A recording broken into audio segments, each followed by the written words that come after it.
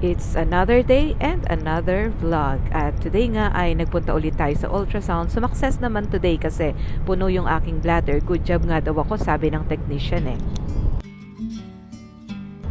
It's 2 days before Christmas at mag-iimpake tayo today. It's going to be a busy day kasi magluluto pa ako ng mga food kasi hindi sasama si Captain. So, nakapagluto na ako. Nag-request kasi si Pinky kasi hindi siya sasama. So, nagluto ako ng kare-kare. And then, sinigang na manok. So, yan yung kakainin niya. And then, meron pa kaming tirang konting sinigang at saka yung tirang konting adobo sa ref. Kaka-promote lang kasi niya sa new position at saka kakabalik lang din namin from a 3-week vacation kaya hindi na siya nakakuha ng off. Anyway, I like using different pouches kapag nagta-travel ako. So, bawat pouch meron siyang mga nakalagay. Like for example, eto, dito nakalagay yung aking mga socks, mga underwear. Dito naman nakalagay yung aking mga skincare at saka yung mga makeup and stuff. Yan pala yung gamit ko sa skincare ko, Beautyderm. Matagal ko nang gamit yan and effective naman siya sa akin. So, meron ako ditong aking toothbrush and then yung toothpaste and then yung mga cotton buds, mga cottons. Basically, everything for personal hygiene. And then, dala ko rin yung aking sunglasses. Meron din akong belt. Ito naman yung lalagyan ko ng mga chargers. At saka, nandyan din yung aking mga emergency medications. So, dito sa side na to ko nilalagay yung aking charger, earpods, anything electronics.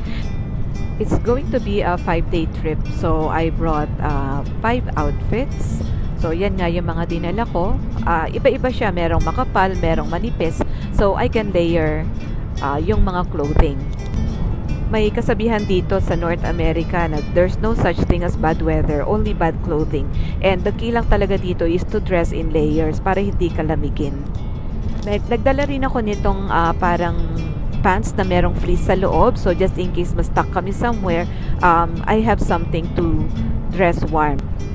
And then, nagdala rin ako ng 2 pairs of pajamas. So, basically, yan lang naman yung mga dinala ko lahat.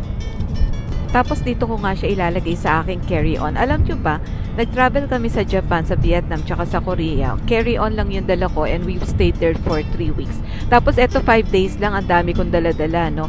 But that's different kasi, this time kasi, we are going to go on a winter road trip. And siyempre, pag road trip na ganun, hindi mo alam kung ano mangyayari, tapos winter pa. So basically, yung mga clothing na yan is para just in case ma-stuck kami, I can dress in layers para to keep me warm, diba? At ayan nga, we plan to leave very early at nagpaalam na kami kay Captain and then we head on to the road. Nung nasa within Calgary pa kami, medyo okay pa yung weather eh. So, nakita ko medyo nag-i-snow. Unfortunately, paglabas namin ng Calgary, ayan na, medyo lumakas na yung snow. And then, eto na nga ang nangyari. So, we thought na hindi safe para tumuloy, so we decided na bumalik na lang.